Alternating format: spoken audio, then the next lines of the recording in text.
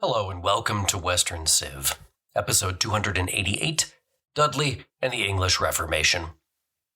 With Somerset fallen, everyone was left looking for a new world order in England.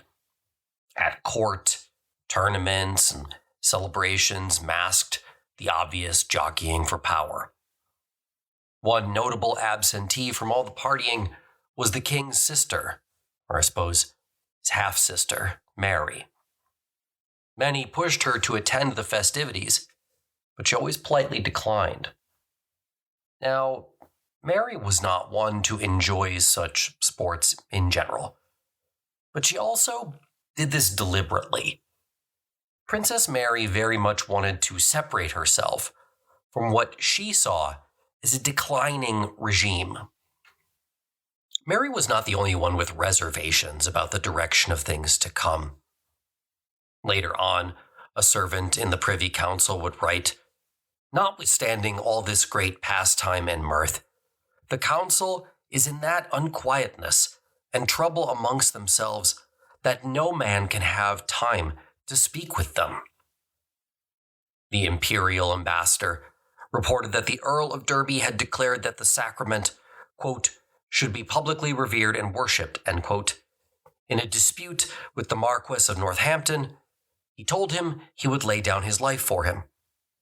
It was one example of religious division among many, and 100% a sign of things to come. For the first week of February, the Privy Council continued to meet at Dudley's residence. On January the 14th, 1550, Somerset was formally deposed as Lord Protector by Parliament. In February, he came before the council to receive the king's pardon, at which time he was told that he was to remain under house arrest, quote, until the king's pleasure be further known, end quote. Dudley had stepped up to take Somerset's place. But there was no precedent in English history for what was happening. Dudley was not a member of the royal family, and no one outside the royal family had ever been Lord Protector. Somerset, after all, had been Edward's maternal uncle. Now, this was not a problem, however, as far as Dudley was concerned. He immediately took the opportunity to purge his rivals from court, using his powers as council president. At the same time, the lessons of the past had made it clear that a more consensual system of politics had to be adopted. Somerset had been overthrown because, by and large, he had abused his position and ignored the advice of his fellow councillors. Having learned from Somerset's mistakes, William Paget now sought to ensure that this would never happen again. On the 23rd of March, he delivered his advice to the King's Council to the Privy Board. It was kind of a blueprint for reform that aimed to restore harmony and structure to the machinery of Tudor government. He advocated that the council should meet on regular and set occasions, 3 times a week from 8 o'clock until lunchtime, and then 2 until 4, and often, I suppose, if the king requires. Most importantly, a sense of unity had to be restored. The events of October and the ensuing winter had revealed to the world the bitter divisions between privy councillors. Paget now looked to heal wounds and restore confidence in the government. He wanted the councillors to, quote, love one another as brethren or dear friends, end quote. Most importantly, he wanted everyone to be able to speak their opinion without fear of retribution or harm. This idea was that everyone would sort of gradually recover their authority to the point that it would be a council of equals, ultimately, again. Somerset was the biggest example of this policy of reconciliation. From the political depths of non-existence, the Duke now re-emerged. By April the 26th, 1550, he was already back at court. Remarkably, on May the 7th, Somerset was reappointed to the Privy Chamber. He wasn't the same man, though, not at all. Somerset seemed fully repentant for some of his earlier behaviors. Dudley was not taking any chances, though, and his access to the king remained strictly limited. He had no interest whatsoever in seeing Somerset re-ingratiate himself with the young Edward. We get a glimpse into this intense level of security that surrounded Edward from the ordinances of the gentleman usher of the Privy Chamber. This is one of the many court offices that existed in Tudor England. From all of these different ordinances and reports, one thing rings truly clear. From the moment that Edward woke up, to the moment that he went to sleep, the king was never alone. Not once.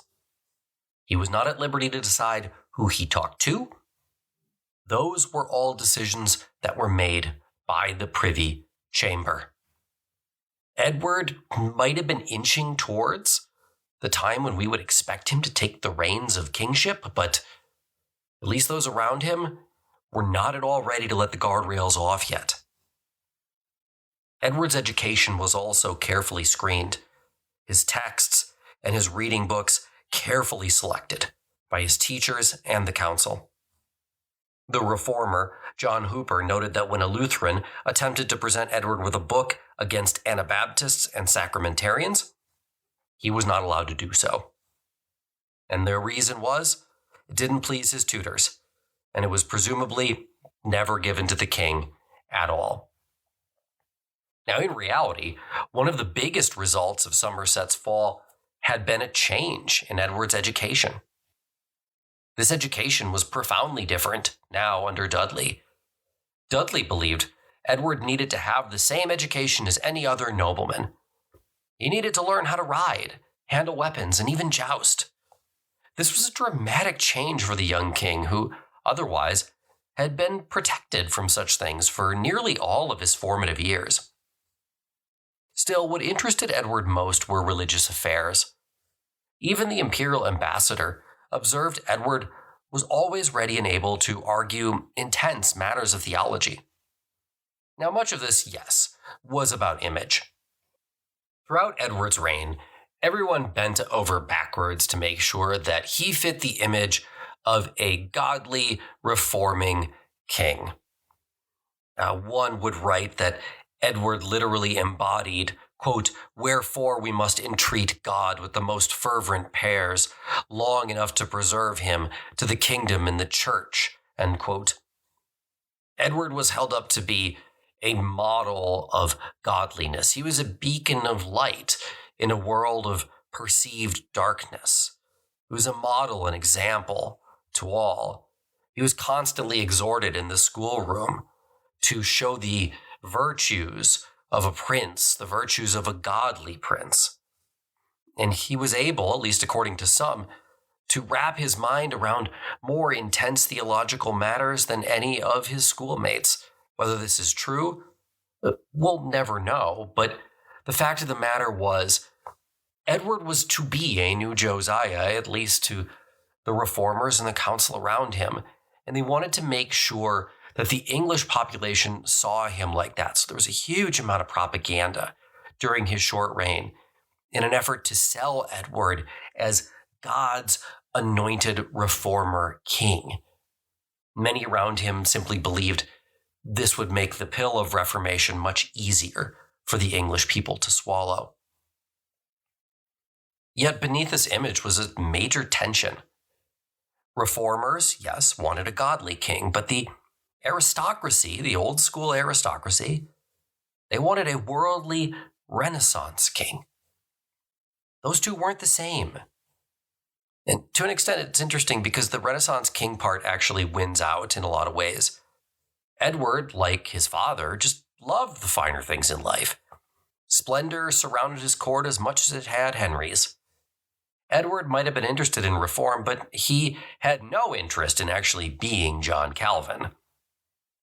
Dudley, in the end, gave Edward a lot of new freedoms, and freedoms he really enjoyed. Edward's development and independence meant potential changes for his sisters as well. Mary remained in a heightened state of anxiety since Dudley's rise to power, and was probably all too aware that it would only be a matter of time before the council prohibited her household from hearing Mass. This indulgence, the council quite justifiably claimed, was being abused, since Mary had felt it her duty to provide Mass for everyone and anyone who came to her house seeking it. Hence, by the middle of April 1550, the council sought to limit the service to the servants of her chamber. Warned by a friend that this was soon to be the law, Mary summoned the imperial ambassador at the end of April to her residency in an effort to see what to do next. Even though she was asking for advice, it was quickly obvious to the ambassador that Mary had already decided what she wanted to do. She told the ambassador, quote, "They are wicked and wily," she's talking about the counselors here, "in their actions, and particularly malevolent towards me. I must not wait till the blow falls." End quote.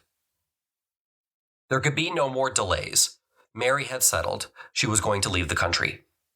With the emperor's assistance, she would leave England.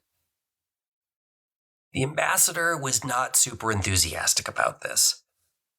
What if Edward, who had always been sickly, were to die?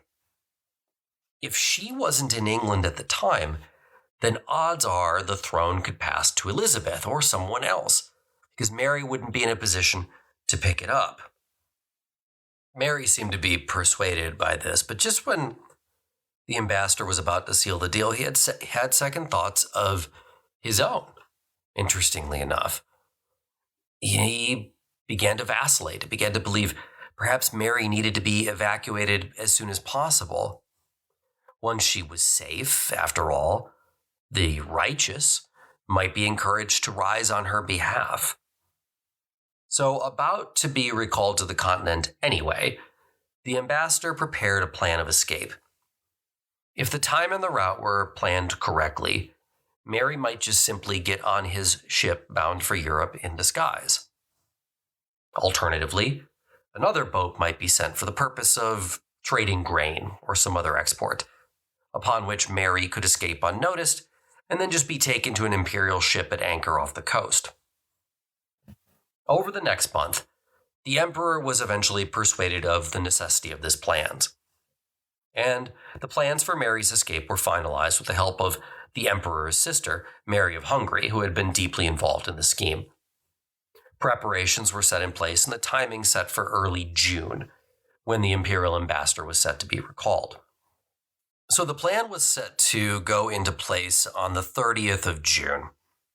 That same day, 2 imperial warships would be at anchor off the coast of England. That same day, a different sailor in the guise of a merchant selling grain would reach the port of Harwich. The passage from there to the imperial vessels would be a difficult one, and it would be very difficult to do it at night, so as difficult as this may be, the plan was to make it work during the day. So by the time that this all swung into pass, it was early July, the 2nd of July. The ships were finally in place. Everything was ready to go. And so the individuals who were scheming wrote to Mary's household officer, the person who was in charge of her, who was also in on the scheme. He was a man by the name of Robert Rochester. Rochester is kind of the linchpin in all of this. He was supposed to get her out of the house and get her down to the port. But the problem is, at some point in this process, Rochester starts to get cold feet. According to his diary later on, there was, he believed, quote, "no earthly possibility of his mistress's escape without great risk," end quote. After all, he started ticking off the problems here. A nightly watch had been posted on every road around her house. Even those within her household could not be trusted. And honestly, what was the pressing reason for her to leave? She remained free to live as she liked. Her escape would only cause a scandal.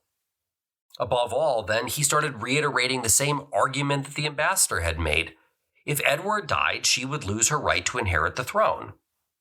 In the end, the ball was just sort of put into Mary's court.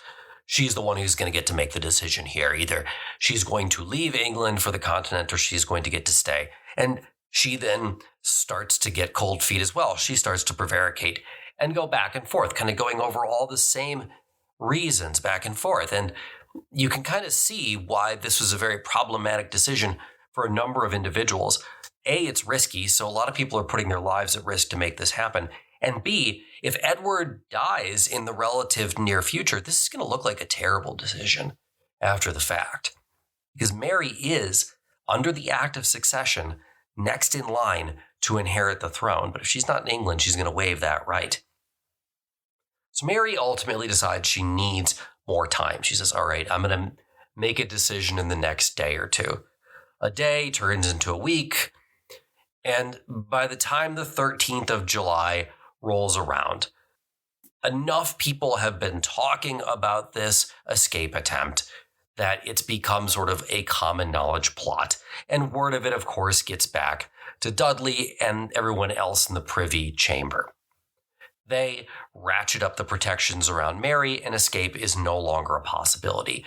So by mid-July, what looks like is going to be a surefire, at least attempt at a daring escape by Princess Mary fizzles out into absolutely nothing. Now, as we're going to see this week and next week, this turns out to be the absolute correct decision for Princess Mary, because little does she or anyone else know at this point, but Edward does not have long to live.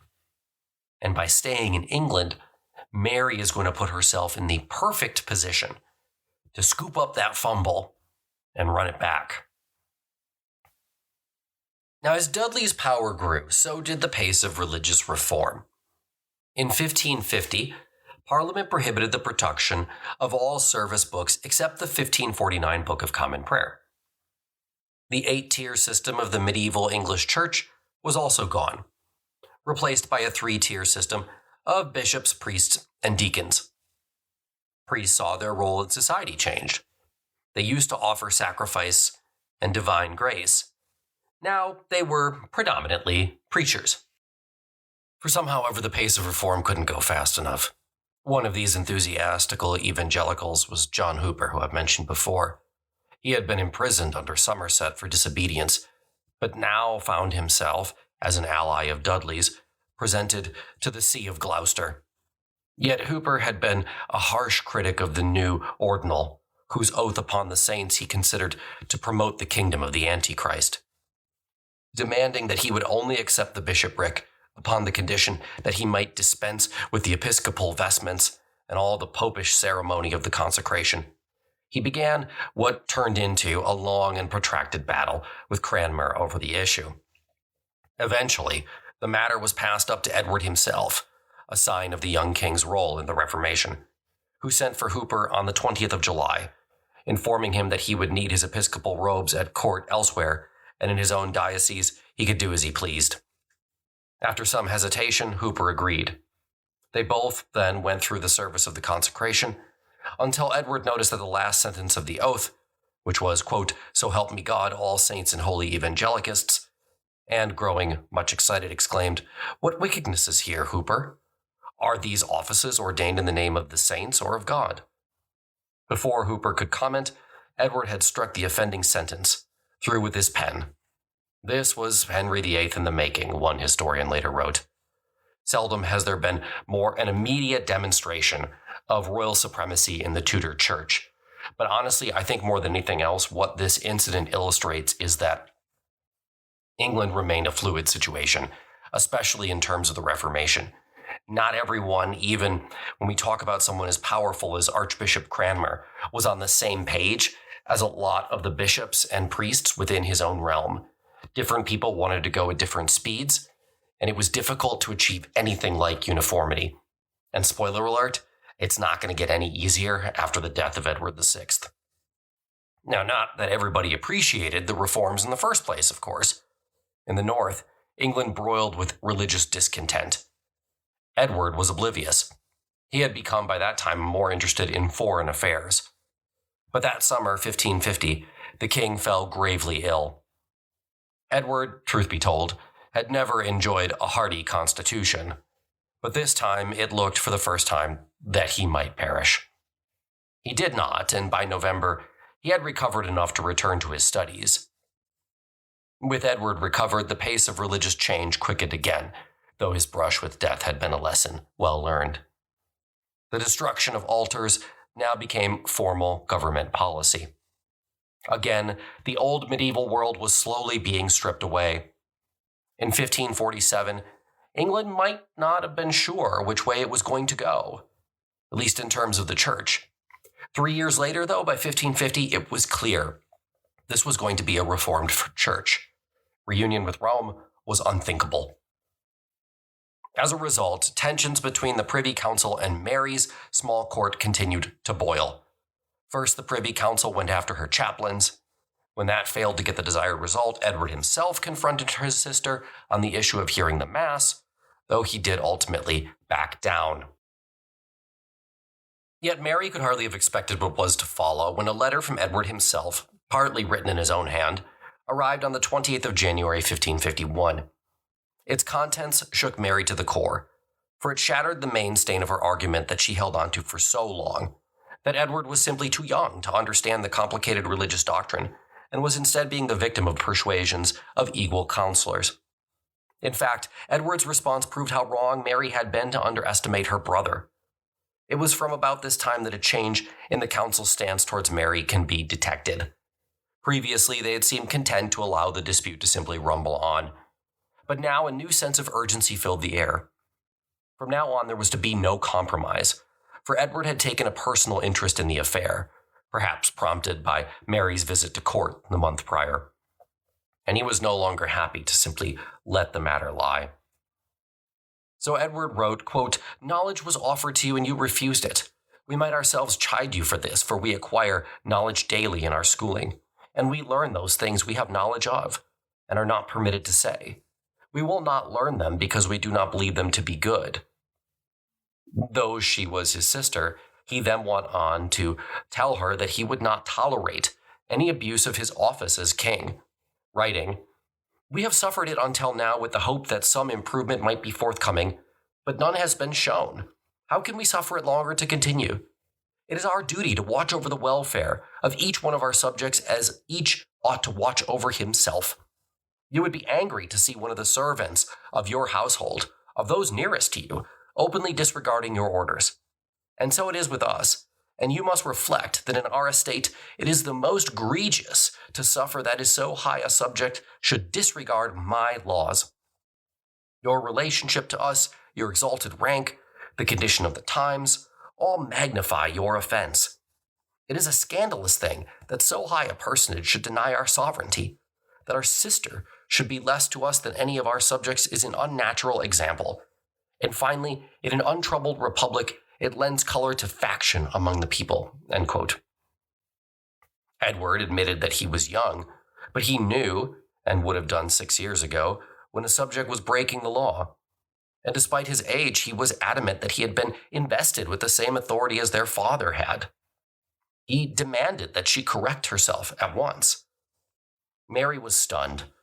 She wrote back somewhat hysterically to her brother that his words, quote, "have cost me more suffering than any illness, even unto death," end quote. She protested her loyalty and clung to the promise that she might still be allowed to hear Mass alone. She didn't deny that Edward was king and that he was sovereign, but begged him to weigh both sides of the question and suspend any judgment on spiritual matters, quote, "until you reach riper and fuller years. And then with knowledge, better knowledge, and understanding, your majesty will exercise your freedom to decide," end quote. What Mary had failed to grasp was that Edward had already made up his mind. He had made up his mind a long time ago. And no one, not even his royal sister, would persuade him to change it.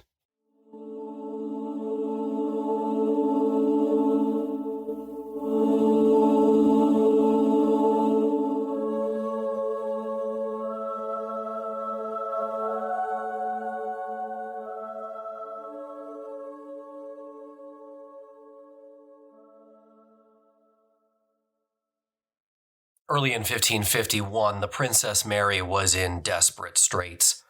It looked certain she would be forced to adopt the new reformed religion, something she considered tantamount to heresy.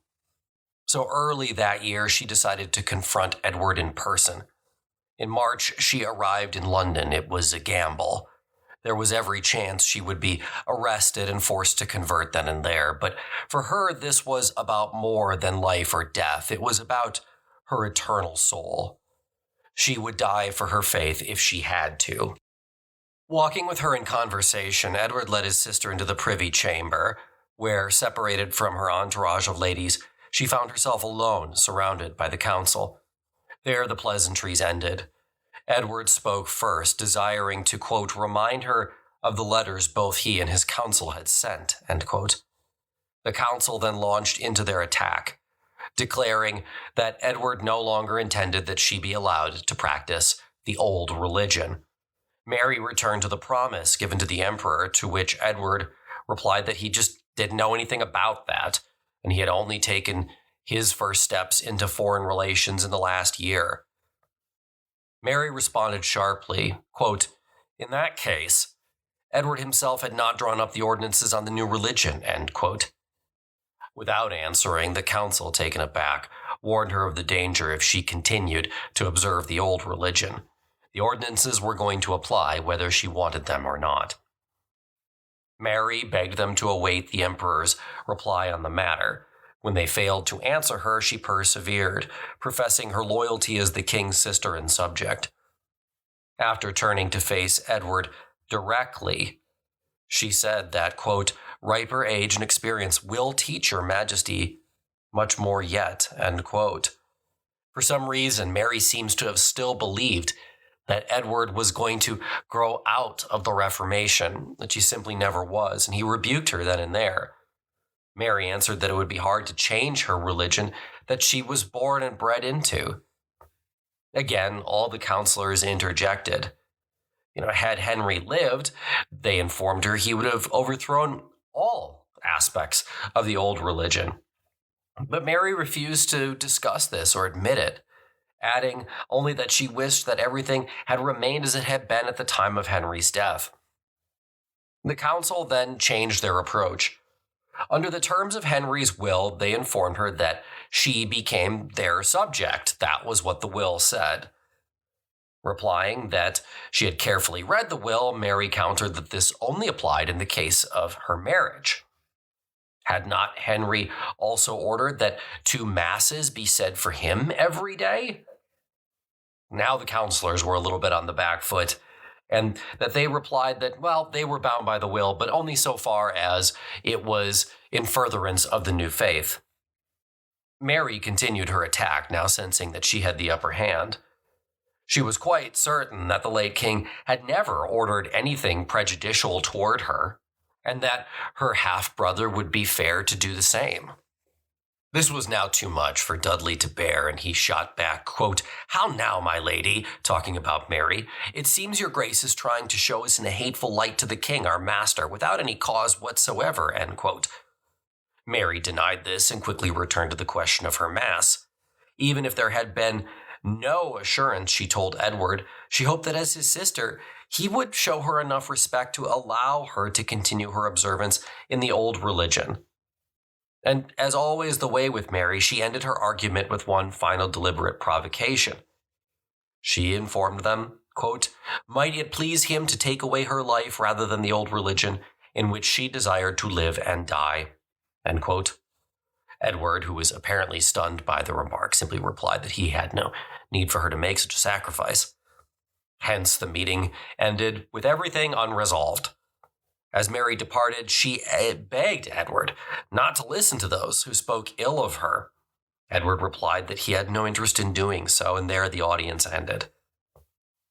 But Mary's biggest mistake was to continue to assume that her brother's mind was simply being poisoned by courtiers. It wasn't. The reality was, Edward was just as passionate on this issue as she was, and her disobedience threatened to make a mockery of his own royal supremacy of the church.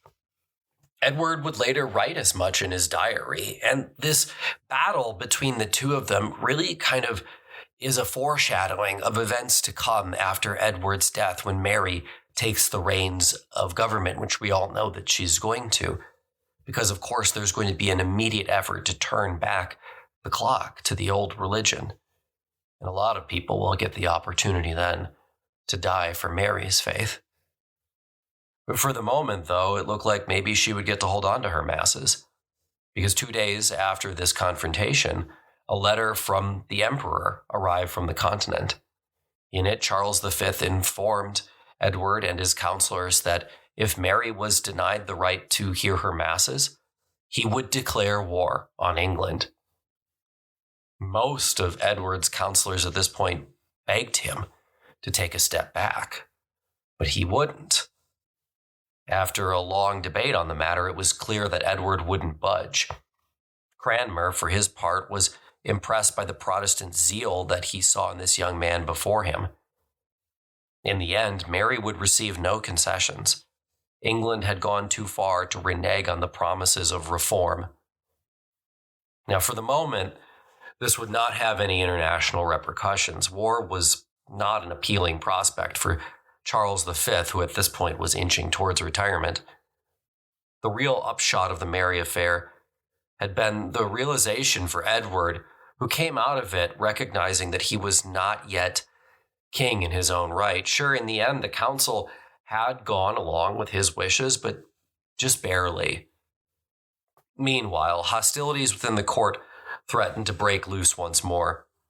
Dudley and Somerset were back at it again. Dudley, ready to take any dig at his rival, even so basic as one demanding that, quote, the phrase on his mother's side be added to Somerset's title, Uncle to the King. Now, look, even for me, that one's pretty petty. But what this shows is that the resolution that followed Henry VIII's death had never really been final. The situation around Edward remained fluid, despite Henry's death now having passed almost 4 years. Dudley remained on guard. Somerset looked ready to pounce. Dudley believed Somerset was up to something, but he just didn't know what. And so he sent letters around the countryside. Commissioners were appointed to clamp down on any and all illicit meetings. Interestingly, in the end, the precautions appeared to be warranted. In April of 1551, 2 conspiracies were thwarted nearly simultaneously. For the moment, no one could be sure exactly who had behind them, and so no arrests were made. Somerset was probably behind at least one of them. Abroad, no one knew what to make of the situation. In an early example of fake news, in Rome, the Pope was led to believe that the northern lords had already risen against Dudley. Of course, they hadn't. Charles V believed that London was in revolt. It wasn't. But needless to say, the situation remained tense. While all this was going on, Edward continued to press for more and more power. The clearest evidence of Edward's growing interest in state affairs survives in a remarkable document, a discourse on the reform of abuses, both within the church and the state. Written entirely in Edward's own hand during 1551, it gives the impression of the king's own understanding of how his kingdom should operate, and, at first, as one historian has argued, seems to suggest that Edward was influenced by the thoughts and aspirations of the Commonwealth Party, arguing merchants to be allowed land up to the value of £100, and that no man should be allowed to own more than 2,000 sheep or 2 farms. Yet, having criticized almost every group in society for its greed and idleness, Edward's principal concern was for his own class, the nobility whose maintenance needed to be looked after. He argued that, quote, the most important part of true gentlemen, I mean not these farming gentlemen, nor clerkling knights, have little or nothing increased their rents. Yet their housekeeping is dearer, their meat is dearer, their liveries dearer, their wages greater, which thing at length, if speedily remedied not have, will bring this state to utter ruin, end quote. In other words, the landed gentry wasn't making enough of the land that they had. They needed to make improvements if they expected to live larger. That's the way economics worked. Edward's attitude toward the genuine poor seems to have been in sharp contrast to some of the claims of charity that had been preached to him. He wrote, and this one's a little blunt, "The vagabonds ought clearly to be banished, as is the superfluous humor in the body, that is to say, the spittle and the filth," end quote. In fact, what's remarkable about the treatise is just how melancholy it is, how gloomy. I mean, it's hard to find anything in it that was positive. Edward continued, writing, "Slack execution of the laws has been the chiefest source of all. The laws have been manifestly broken, the offenders punished, and either by bribery or foolish pity escape punishment. The dissension and disagreement, both for private matters and also in matters of religion, has been no little cause. But the principal has been the disobedient and conscientious talking and doing of foolish and fond people, which for lack of teaching have wandered and broken willfully and disobediently the laws of this realm. The lawyers also and judges have much offended in corruption and bribery. What shall I say of those who buy and sell offices of trust, that impropriate benefices and destroy timber, that not consider the sustaining of men, turn till ground to pasture, that uses excess in apparel and diet and building, of enclosures, of wastes and commons, of those that cast false and seditious bills. That thing is so tedious, long, and lamentable to entreat of the particulars that I'm weary to go any further on the particulars," end quote. Having told the worst, Edward cast about for a remedy. Continuing his analogy, his medical one, between the body politic and the human body, he drew up an 8-point plan of a medicine of sorts.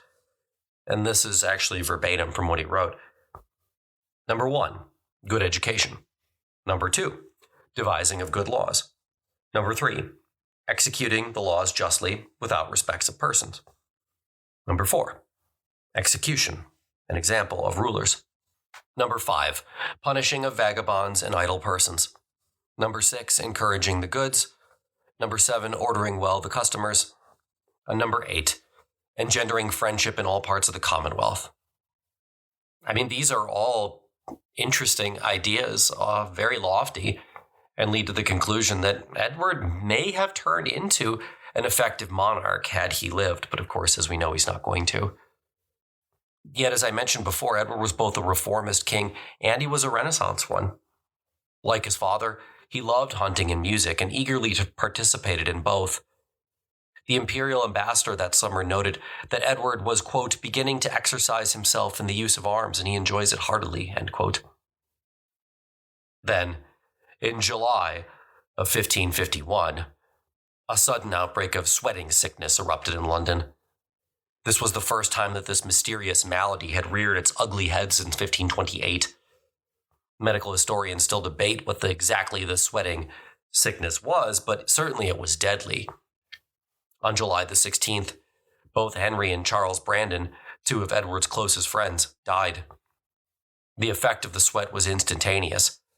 Londoners who could fled the city in all directions. And as if the devastation brought by the sweating sickness was not enough hardship for the people to bear, its onslaught coincided with the council's decision to revalue the coinage after years of its debasement, the process by which the precious metal content of the coins was reduced, despite retaining their face value. The idea had very much been Henry VIII's baby, as it had been first begun in 1542 and continued throughout the 1540s, when Henry, desperate for a quick injection of cash, decided to reduce the silver content of the coinage from 11.1 ounce per 12 ounces to 4 ounces by 1546. So it's quite the debasement. Effectively, debasement became a license to print, or in this case rather coin, money. Within only 5 years, Henry had raised a massive £450,000. It's about 122 million in today's currency. There were, of course, downsides, but all that was passed on to his son, Edward. And now the administration really had to face up for all these bad decisions. The number of coins in circulation had doubled, causing hyperinflation. And the poor quality of the new coins fooled no one, containing so much copper that they were basically red. Dudley realized such a terrible situation and method of economics couldn't continue, and he became determined to restore the value of the coinage. But not before one last indulgence, reducing the silver content to 3 ounces and raising funds of £120,000.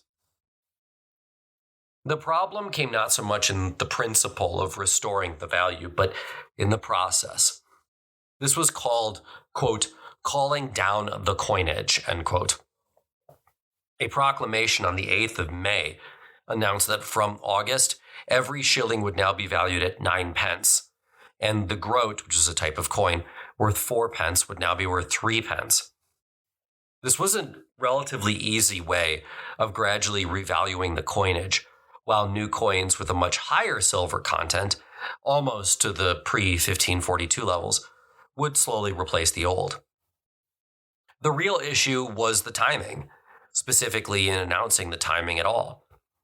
For predictably few were now enthusiastic to accept the old coins, knowing that their values were about to go down. I mean, why would you accept payment of a coin knowing that in 2 months, the value of that coin was going to be decreased by 25%? You'd have to be a fool to do that. Rumors began to spread that their value would be further reduced. And soon, shillings were simply being refused by different vendors, even for half their value. Those in the know were able to get out as quick as they could. It was kind of easy to speculate. But the reality was the poor just got poorer and poorer. On the 8th of July, the council finally bowed to pressure and did what it should have done all along.